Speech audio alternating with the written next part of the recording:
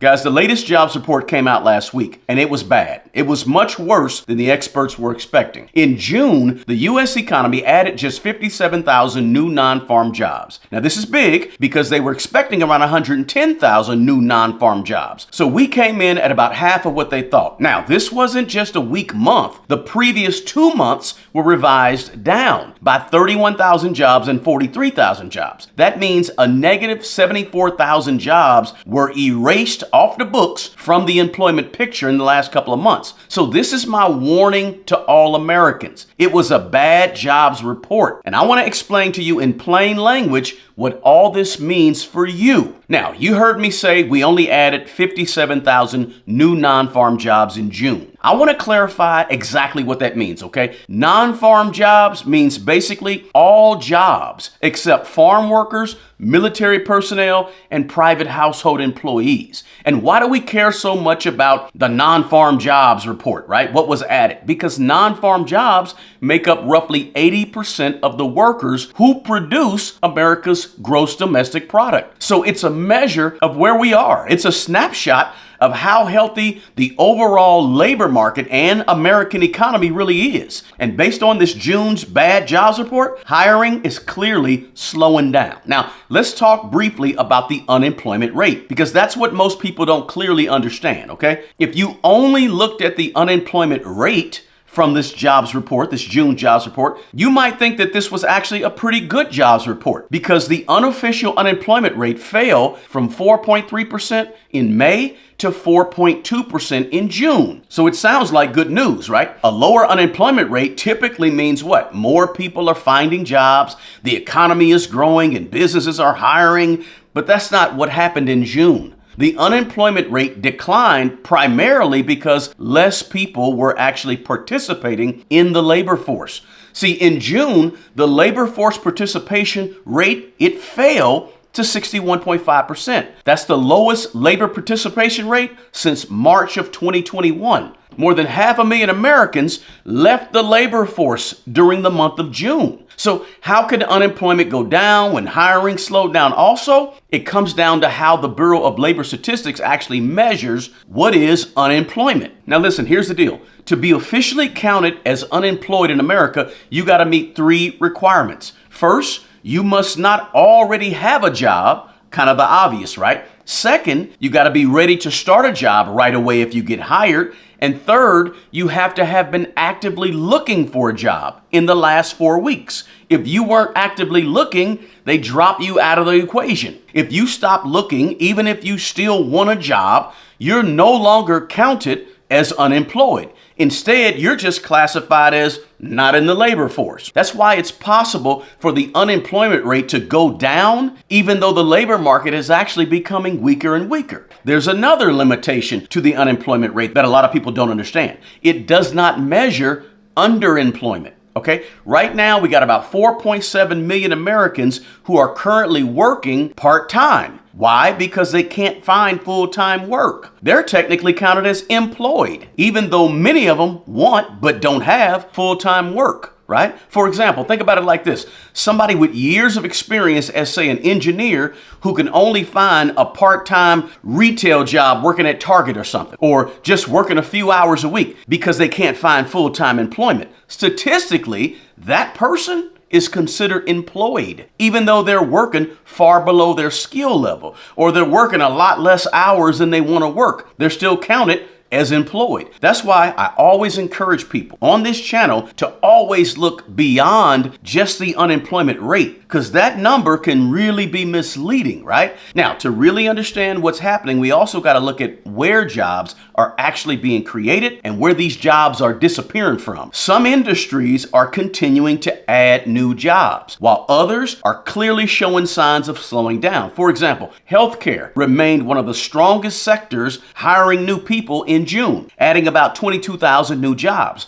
The professional and business services sector also added about 36,000 jobs. But outside of just those two areas, the jobs report got a lot worse. The biggest decline came from leisure and hospitality, which lost about 61,000 jobs in June. That would be restaurants and hotels, right? And then the information sector, which includes technology and media, they lost another 9,000 jobs or more. Retail trade also continued to struggle. So the next question really is this: what does all of this actually mean for your money, your career, and our broader economy that affects all of us? What should the average American take away from all this job information that we got with the last jobs report? First, I don't think this jobs report means that we're headed for some type of recession. One jobs report don't tell the whole story. That's the kicker. But it does give us another important clue about the direction of the economy. Hiring slowed down. That's a fact. We know it. Companies are becoming, obviously, more selective in terms of who they hire. And that's usually one of the first signs that businesses out here in America are becoming a little more cautious about the future. Now, one thing I didn't mention earlier is that we saw average hourly earnings rise by 3.5% year over year. Now, on the surface, that looks positive. Most people like to see wages going up higher, but that's still slightly below the overall headline inflation. So these wages, although they're going up, they're still not quite keeping up with inflation. Inflation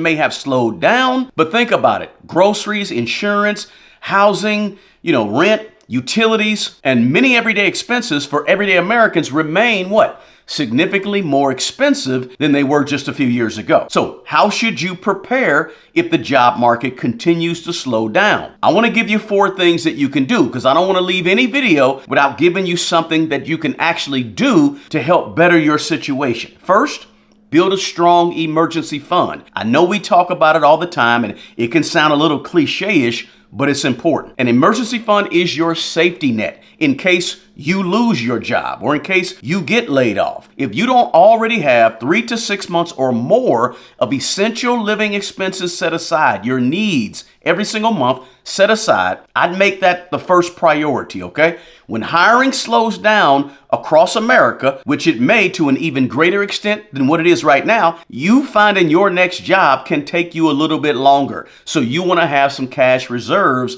in case. And having cash gives you some options, right? It reduces your stress. It prevents you from relying on credit cards to stay afloat. And it gives you more time to make thoughtful career and life decisions instead of being desperate. Now, the second thing is this: learn how to use AI. Learn how to use artificial intelligence in your profession, whatever it is. Look, AI is coming.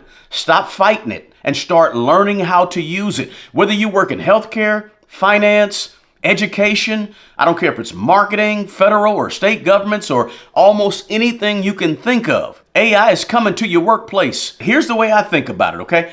AI probably won't replace workers overnight. I don't really see that happening like we all sort of fear. But on your job, if you know how to use AI effectively, you're going to be more valuable than a person who doesn't, okay? The goal is not to compete against AI. That's not what we want to do.